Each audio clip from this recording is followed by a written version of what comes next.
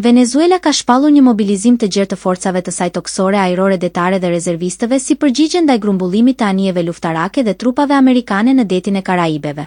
Ministri i Mbrojtjes Vladimir Padrino Lopez deklaroi se ushtrimet të planifikuara do të zgjasin deri të mërkurën duke përfshirë edhe njësitë e milicisë bolivariane, një forcë rezervë civile e themeluar nga ish-presidenti Hugo Chavez. Sipas Padrino Lopez, urdhri për mobilizim vjen drejt për drejt nga presidenti Nicolas Maduro me qëllim përmirësimin e komandës kontrollit dhe komunikimeve si dhe forcimin e mbrojtjes kombëtare. Ai e përshkroi vendosjen e forcave si një reagim ndaj kërcënimit imperialist të pranishëm në rajon. Ky zhvillim ndodh ndërsa SBA ka dërguar forca shtesë në Karaibe përfshirë aeroplan mbajtësen US Gerald R, fort shoqëruar nga disa shkatërues me raketa të drejtuara një anije komanduese dhe mira marinar. Autoritetet amerikane argumentojnë se qëllimi i grumbullimit është luftimi i trafikut të drogës dhe parandalimi i tij drejt territorit amerikan, ndërsa Caracasi zyrtar beson se prania amerikane ka për qëllim ndryshimin e regjimit. Padrino Lopez gjithashtu bëri të ditur se mobilizimi i forcave është pjesë e planit 200 të pavarësisë, të nisur nga presidenti Maduro, një strategji civile ushtarake që synon aktivizimin e forcave të armatosura konvencionale milicive dhe policisë për mbrojtjen e vendit. Ushtria konvencionale e Venezuelës numëron rreth 123.000 trupa aktive, ndërsa milicit vullnetare pretendohet të jenë mbi 8 milion, edhe pse ekspertët e konsiderojnë këtë shifër të egzageruar.